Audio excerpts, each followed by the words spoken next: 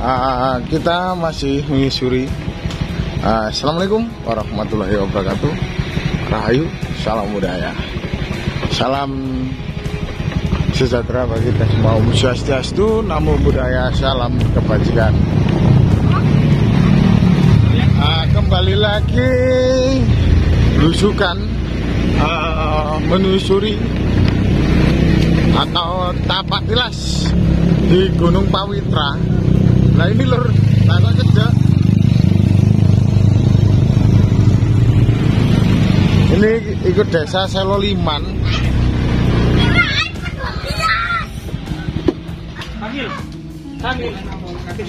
Ikut desa Seloliman, Kecamatan Trawas ya. Oh, dusun Balai Kambang.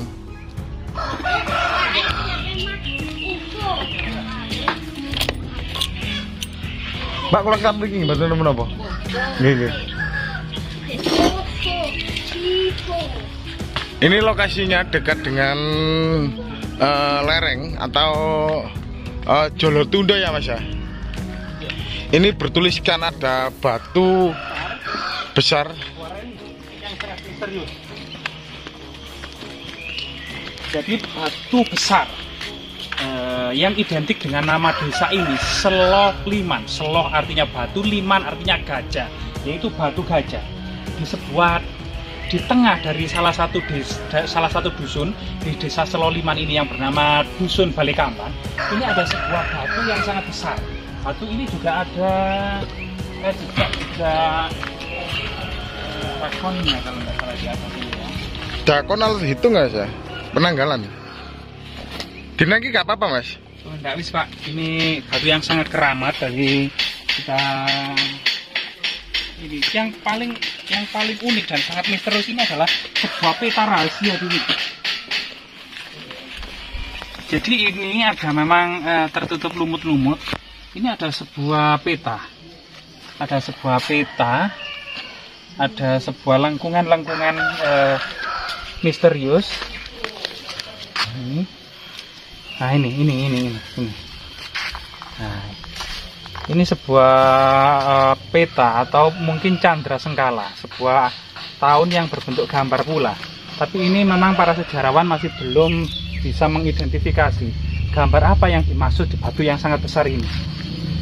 Sebuah gelombang-gelombang, kemudian sebuah lingkaran-lingkaran, garis-garis menggusur.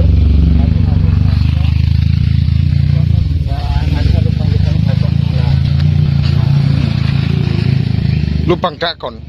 Iya, ini di sini ada lubang dakon. Fungsinya untuk apa di sini?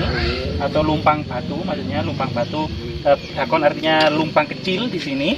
Kemudian ada goresan-goresan lengkung di sini. Selain itu juga ada sebuah goresan lengkung yang sangat panjang ke sana. Juga ada garisan yang di tengah ini. Ini maknanya juga para sejarawan masih belum bisa mengartikan. Ini maknanya apa? Nah, batu yang cukup besar dan misterius ini. Sisi sini Mas, ada pahatan juga. Sudah tidak ada, jadi di sisi yang sana saja. Sedangkan di sisi yang lain memang tidak ada pahatan yang lain. Batu yang cukup besar ini.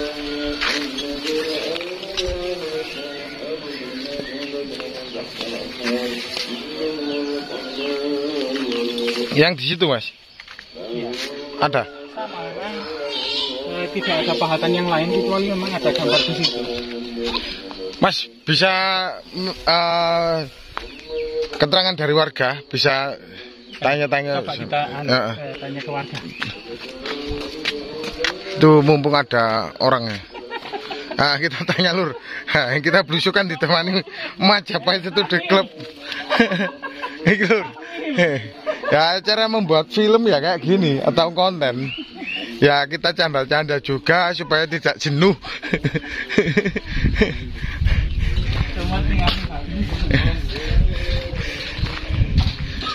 Supaya kita tidak salah ya Mas ya. Kambing. Iki kambingnya apik Kambing napa Bu niku Bu? Trek tawan niku. Kambing jaler kali kambing estri. Bu niku watu. Bu, ndarep tanggal mau. waktu besar itu mungkin namanya dari warga itu situs nopo. Kira nggih besar. Nggih, napa namine? Watu napa? Watu besar. Oh, watu ageng. Watu ageng nggih. Tasih disakralaken nggih, Bu. Kalau lebu pipi ya. Nggih. Perbekalan iku lho. Oh nggih, berbakalan nggih. Namine watu ageng mawon. Oh, jenenge watu ageng. Watu besar. Cuma disakralkan oleh warga. Bu, asli mriki nggih. Nggih sing gadah. Asmanipun sinten? Sing nanam mriki. Sinten? Sarpani. Bu Sarpani. Ah, Bu Sarpani guyu arek. Mlebu TV. Ah, ternyata di kawasan sini di Seloliman atau Dusun Kembang. Mas Bro, dusun apa iki? Kembang apa? Dusun Balai Kambang. Dusun Balai Kambang. Ternyata memang ada jejak-jejak leluhur kita ya. Leluhur zaman dahulu. Leluhur zaman dahulu tidak lepas dari zaman batu juga ya. Terutama itu zaman kerajaan tidak lepas dari batu dan bata. Terutama itu gitu lur. Terutama keterangan warga sini kalau menyebutnya itu watu apa Mas? Watu gede ngono. Gede atau batu besar. Jadi gini masa lalu itu sebenarnya masa lalu di Jawa ini terutama sudah mengenal kertas atau yang disebut dengan deluang. Ada pohon deluang yang kemudian untuk membuat kertas serta penggunaan daun lontar yang cukup banyak. Tapi media-media kain, tulang, lontar, daun lontar maupun deluang ini kemudian memang dengan iklim tropis itu menjadi lapuk atau sirna selamanya. Sedangkan batu ini menjadi lambang keabadian. Dengan adanya goresan-goresan yang ada di batu ini, leluhur kemudian berusaha agar anak cucunya kelak nanti itu masih bisa mengingat jejak-jejaknya. Karena media-media yang seperti daun lontar itu pasti mereka menyadari akan musnah ditelan zaman karena pelapukan-pelapukan. Sedangkan di batu merupakan lambang sebuah keabadian.